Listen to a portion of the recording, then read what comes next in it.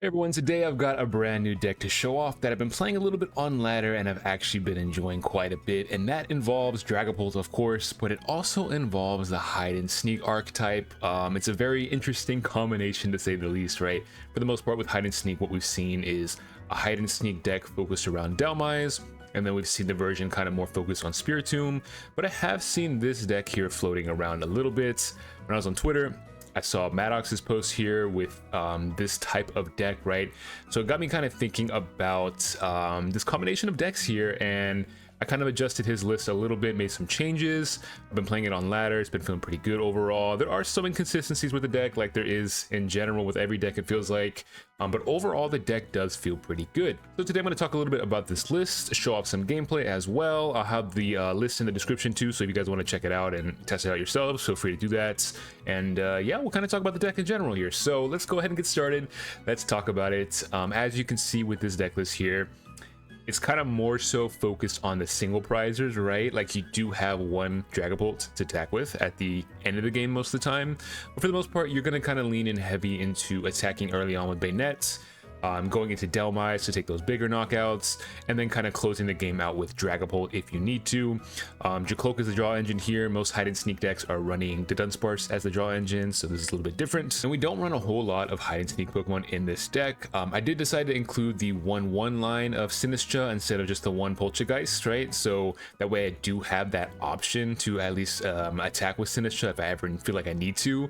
For the most part, you're not really going to go for that, like, because you don't run a whole lot of hide and sneak Pokemon in this version of the deck. So for the most part, you're going to be using Banette to attack early on and then going into Dhelmise. We've also kind of got our little tech attackers here, so like Moltres for the grass matchups, really good into Teal Mask Ogerpon, obviously. We do have Bloodmoon to close out games. I have noticed with hide and sneak, like, I think Bloodmoon is super necessary. Like, it feels really good to be able to have Bloodmoon to close games out, to knock out a Fez or something like that that you can't normally reach. So I do think Bloodmoon is definitely necessary. This list also only plays one Lillie's Clefairy. I do find myself missing two if I prize it, obviously. So there is kind of the risk of that, right? And then you also have the Patrat here, which I think is a really good addition. Sometimes it feels super useless, right? But whenever you do need it, you are happy that you have it. So it is a card I could see myself cutting, but for now, I think it fits perfectly fine. And then the ace spec in this list is going to be the Unfair Stamp. So, you know, the typical Dragapult stuff, right? Having Unfair Stamp is really nice. It makes a lot of sense in this version of the deck as well. I think you can kind of change it too, though. If you wanted to go Legacy Energy or something like that, you could also do that.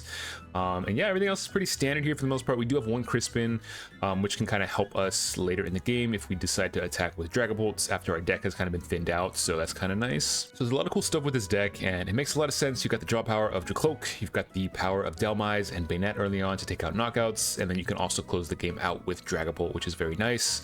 One thing I do like as well is the Poltchageist in the list. Now, when I was looking at Maddox's list here, I was kind of thinking to myself, like, why do you have the one copy of Poltchageist? Why wouldn't you run Sinistcha instead? That way you don't risk starting this thing. But for the most part, it actually has felt pretty good in the list. And the reason for that is because it has free retreat. So there are a lot of situations where if you don't want to bench Latias, you can bench a Poltchageist knowing that it can't get hit by Phantom Dive damage. It can't, you know, get hit with Monkey Dory and stuff like that. It's kind of safe for the most part, unless you're up against like a, you know, Ogerpon or something like that. But this thing can just kind of sit on your bench, and then whenever your opponent takes knockouts, you can always push this guy up because he has free retreat. You know, play out your turn and everything, and then based on what you have in your hand, that's when you know what you can switch into. So this is just like a nice like pivot tool, I would say, that you can push up after knockouts to be able to pivot into other things. So that's one thing I really like about it over like the Latias, right?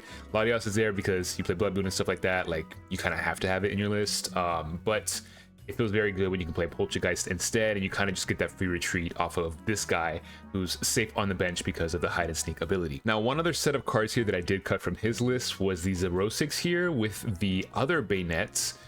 This was a very interesting combination. I just didn't find myself going for it too much, but I think it's very smart, and you're playing Shuppet already, so I think it could definitely be a good inclusion. But essentially the mindset with that is you have this Banette here, which evolves from Shuppet. This is the one from Ascended Heroes. It's got the Cursed Wards attack. So your opponent chooses 3 cards from their hand and shuffles those cards into their deck. If you play that with 0-6 on the same turn, then you basically give your opponent a 0-card hand. So that's kind of the thought process behind that combination. I decided to cut it for some more consistency stuff. So yeah, that was kind of just my choice, but I think it's a really cool idea that could definitely work in certain matchups. Yeah, that's the list. If you guys want to test it out, I'll have it in the description. Let's go ahead and jump into some games here. Up against Luckman98 here. I did just recently hit Masters again after the season resets. Lost a couple games. I've been playing all different kinds of decks on ladder, so it's been a little bit rough early on. We are gonna go first here. I think for the most part you want to go first just to get set up early on, get stuff in the discard pile. So typically that's what you want. You can get your Shuppet down usually, which is nice. So yeah, hopefully we could find a Psychic Energy. That's kind of the hope here. Got Prism Tower, which is nice. Yeah, I'm hoping for a Psychic Energy or a Dreepy down, something like that. Got the Monkey Dory. I'm gonna guess this is probably Dragapult, if I had to guess. I guess what we can do is Prism Towers. Doesn't feel great. I am gonna get rid of Clefairy right now. I'm gonna use Gwynn next turn if I need to. Okay, there's the Dreepy. Yeah, I'd say that's worth it, right? And I probably do want to get the Patrat down because for the most part, okay, he's got Psychic Energy, but there's a good possibility. Oh my goodness. Okay, never mind. He just bumped Stadium. Patrat is useless. Okay, that's cool. Take back everything I said. I'm guessing this is Dragapult. Yeah, Dragapult Duststorm. Okay.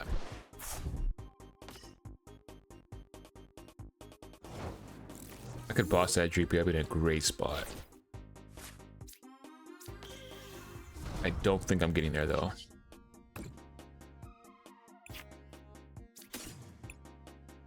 I'm gonna grab GP here, that way I can use Gwynn. Get rid of those two for now. No Psychic Energy. We love to see it. Okay. That's fine. Dude, this is kind of rough, man. We have no Psychic Energy. What do we do? This is actually kind of rough. It's crazy. How do I draw into both Fire Energies and none of my Psychic Energies? That's kind of crazy. I'm not gonna put down the Poltchageist. I don't think I really need to. Well, maybe. No, because I want to get stuff in my discard pile too. So we'll do that, and then I guess I'll put this on. I guess on you. That could be a mistake potentially. Oops. We're gonna grab your cloak, and then I guess we'll pass. Try to do math in my head. I'm doing Dragapult math here. I'm like, is there any way that I could like punish for not benching Dhelmise? I think I'm fine though. What's nice too early on is that when you attack with Banette and they knock it out, that's just 2 more hide and sneak in the discard, so we can go straight to Dhelmise usually. Crushing Hammer, of course. They get the tails though, but they're gonna play a second one. Watch. No. Failed Crushing Hammer into concede. We love to see it. All right, we're both at basically the same rating here, off by a point. I got the fighting type coin here. It is tails. I'm gonna go first. So hopefully we get a good starting hand here. I think with hide and sneak in general, and this is not just like with this build, right? I think in general, it feels like it kind of breaks at times, right? And I don't know if anyone else feels like that, but I just feel like a lot of times, like turn 1, turn 2, you're still not really doing a whole lot, you know what I mean? So I think the secret behind this deck is just figuring out a way to build it to where you can consistently like attack by turn 2. Like, because if you go second, you're probably not going to attack, right? But if you can go first and consistently get that turn 2 attack off, you're in a pretty good spot. They are playing Lucario. They started Makuhita, which is great news, right? That's actually fantastic. I mean, I really don't. Well, actually, benching Latias isn't that bad for me. Unless you prize Latias, then you can't bench Latias. And then you start Dhelmise, and you're kind of just stuck here. So you know what? I'm just going to grab another Dreepy. Except the fact that Dhelmise is not moving. Because it's not moving. And then hopefully after this Lilies, I can, you know, draw into cards that will allow me to attack with Dhelmise. The good thing is, too, I hit for weakness. So instead of hitting for 30, I'm hitting for 60. The math is not very relevant right here, but it will be later on, right? especially for Riolu into Lucario, so that'll be nice. Judge, not great for me, I can't lie. Actually, this is fine. This is actually perfectly fine. Okay. We'll go double Dhelmise. I gotta imagine that this matchup here is heavily in my favor, right?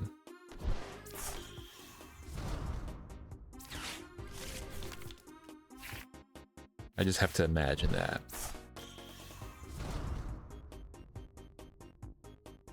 Alright, we need to draw into Prism Tower. That is what we need here.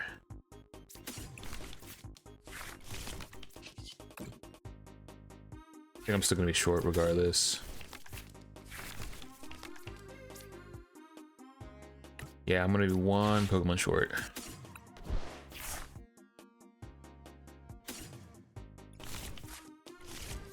I'm just gonna hold Ultra Ball for now.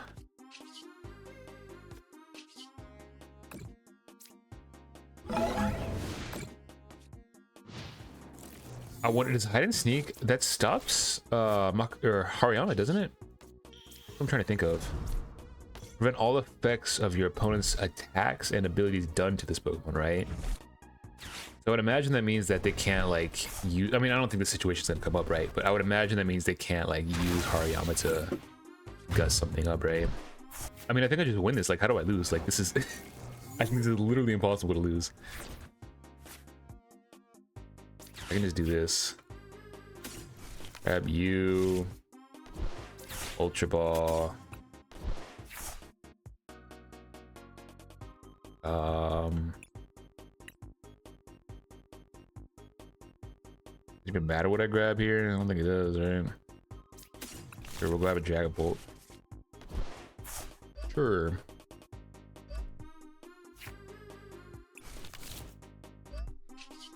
Yeah, I don't think there's any way possible that I lose this game, if I'm being honest.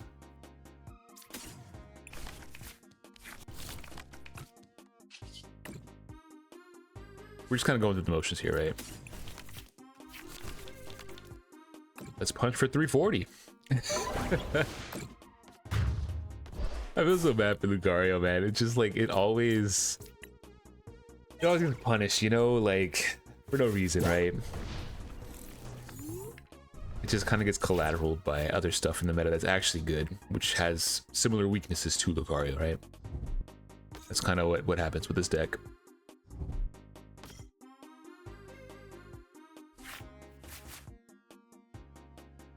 I mean, he's never really punching me with enough to knock out Dhelmise, I feel like. He's gonna gust something up here just to try to stall. But there's really not a whole lot that he can do. Yeah, it's gonna be a concede. All right, so 2 quick matches so far. Hopefully we get a good one here. Okay, we are above 1500 now. We are no longer sub 15, and we are going second this game. So not optimal, but we're gonna make it work. Hopefully. Okay, this would have been a pretty decent hand, I think, going first. Up against Excadrill, okay. This is a matchup that I feel like is kind of tough. The good thing is we do have Moltres. So I think if we play this correctly, we could be in a good spot. I think you kind of definitely want to go first, though. Just to be able to, like, knock out, like, a Drillbur or a Beldum turn 2. But it's fine, it's fine. They got the whole squad set up, you know. No trolley needed. They got the whole squad set up and secret box. My bad, my bad. All right, sick. I love it. I'm gonna grab what here? Lilies. Probably no stadium because they just got rid of their stadium. I mean, they don't know how to play Dragapult, so they got community center. Okay, okay, buddy. All right, okay. We're innovating a little too hard here, right? We're doing a little too much. What do we want to do here is the question. See, this is where you definitely want to go first, I feel like. I'm really not in the best spot here, I don't think. And I do have Stamp, which is nice. trying to think, what's the play here, man? Like, at this point, do I just bench another Shuppet and accept the fact he's gonna knock me out? Probably gonna happen. If that was a telepathic, I'd be in a much better spot, but it's not. I just grab Drakloak here. Maybe I do just grab Drakloak here, and then I go into Dragapult early on, I guess. Is the play, I guess? Got no supporter. This is kind of rough, I can't lie.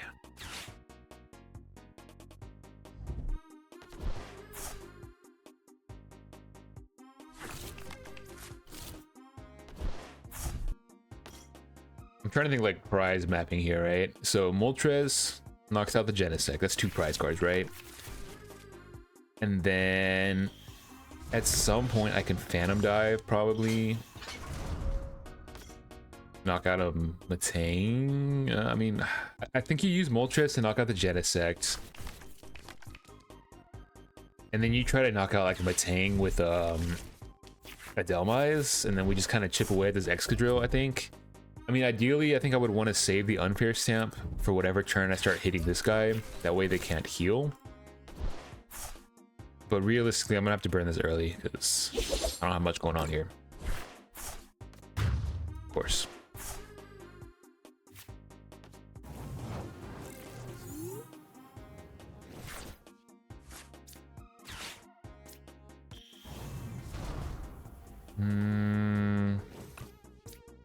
Let's go Stamp here. Oh man, what is his hand, dude? Oh my goodness. Okay, let's go Recon.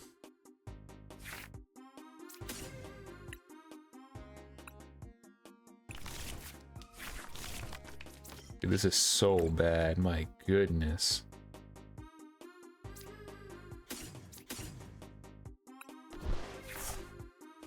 Like, this is so bad. Oh my god. Okay. Gonna boss up this Genesect. Yeah, that's what we're gonna do.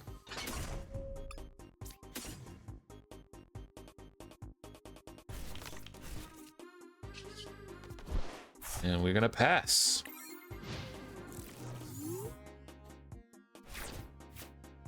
I mean, he's only got 1 Metal Maker, right? So he does have Petrol, of course he does. With the air balloon, okay. Oh my god, dude. I think this is chalked. I think I kind of just had to go first with how this game played out. Oh wait, he's got Genesect. He can always give me things. I don't know why I didn't think of that. Yeah, it's chalked, dude. There's not much I can do, I don't think.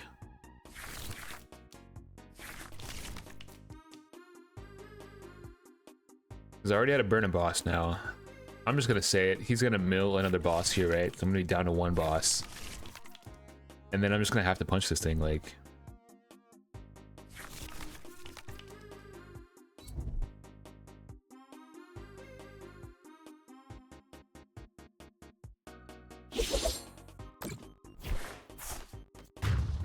Okay, losing the telepathic is not great. I can't lie.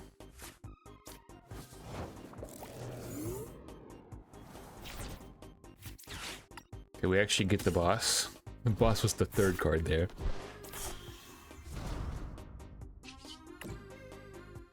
Lilies. Of course, of course, of course. We gotta go Prism Tower here. There's nothing else we can do. Dude, like... Give me something to work with here, please. Oh my god, dude. This is awful, man. I don't know what we do here.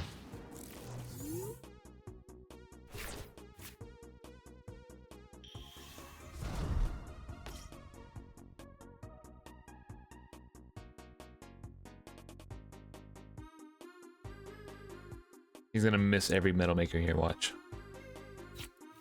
Okay.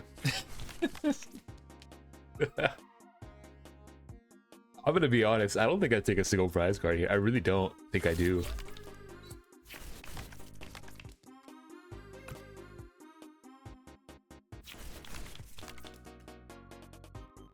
I don't think there's any way I'm taking a prize card here.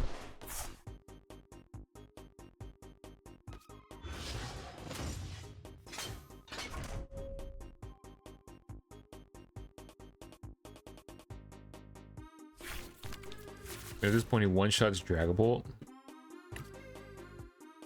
Moltres, not doing enough. Burn 2 boss.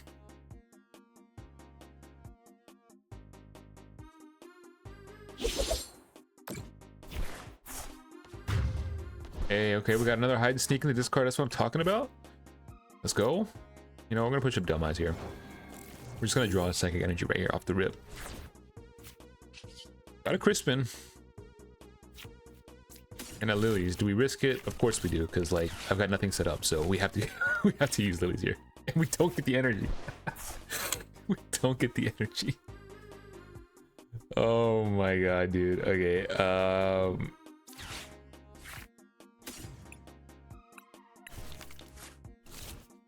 Hold up now, we got plays. Don't count me out just yet, guys. Don't count me out. Don't do it. Don't count me out yet.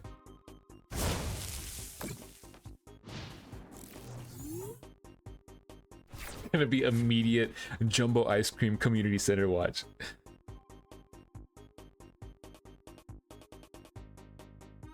I'd be shocked if they don't have it. I really would.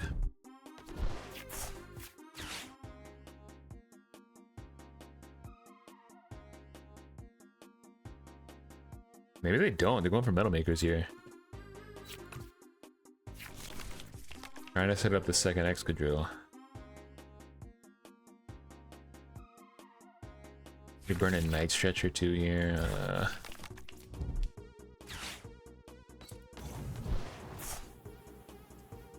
Interesting. They're going for the Drakloak knockout.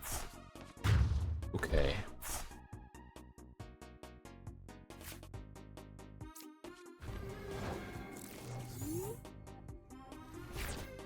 I mean, it makes sense.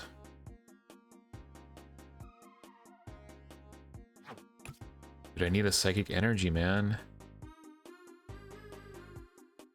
I don't want to burn Night Stretcher, though, is the thing. I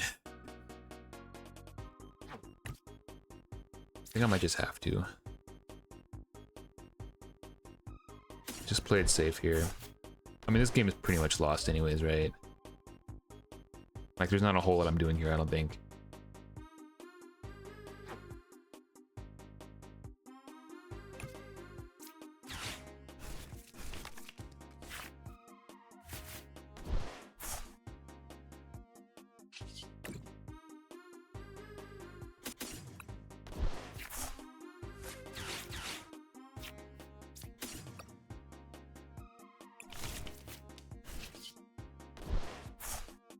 I mean, yeah, there's really nothing I can do here. I'm kind of like doing the math in my head, like,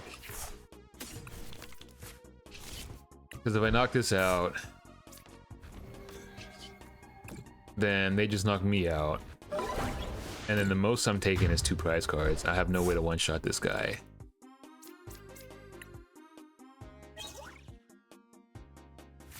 Unless I was somehow able to boss stall, which I don't even have the resources to get another Dragapult up, I don't think, so. Yeah, I think it's shocked.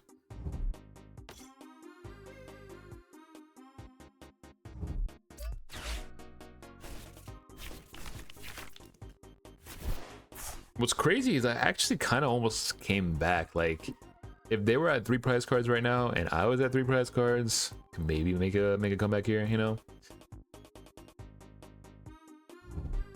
I just have no way to knock this guy out.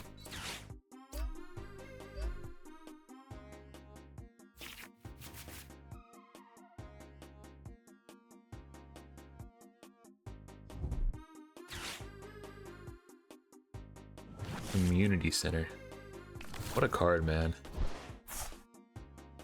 Heal 10 damage from each of their Pokemon. I mean, it makes sense, to be honest. I think, especially into Dragapult, like, I think that helps a lot. Even though it's already favored for Excadrill, right? But I think the approach with Dragapult is just kind of going after these guys, right? These, like, 2 prizers. You know, knocking out a Matang and then trying to get through, like, 1 Excadrill. I think to get through Excadrill, you got to be able to unfair stamp, make sure they can't heal. So I think the community center is a nice addition because you can kind of clear up some of this, like, you know, little phantom dive damage that are setting up those plays.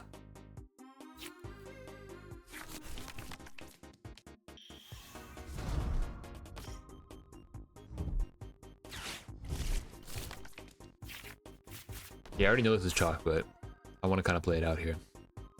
I just want to be able to take one more knockout and say, you know what? I was one prize card away from winning, right?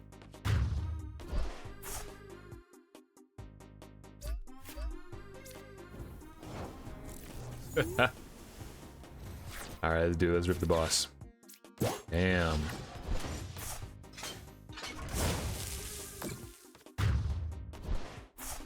I think the Moltres really helps with this matchup, though, typically. That's the only reason why this can even be close, I feel like. So I think the Moltres is definitely worth the inclusion for this, for sure. For this kind of stuff, and the grass stuff, obviously. But yeah, we're gonna concede. And that's gonna be it for the gameplay today, guys. Hope you enjoyed it. And again, if you want to try out this list, I'll have it in the description below. So let me know what your thoughts are on the Pult / hide and sneak deck. I do think it has some inconsistencies, but again, I think in general, that's how I feel about hide and sneak. Just kind of early on, sometimes you just don't have it, right? And with this kind of deck, you want to be able to take that turn 2 knockout, I think, to really just start putting yourself ahead. But the deck does feel okay. I think it's got potential for sure. I just think it needs some adjustments to the list, so I'd be happy to hear what you guys think. But yeah, if you guys enjoyed it, make sure you sub to the channel. I'd really appreciate it, and I will catch you guys in the next one. Thanks for watching.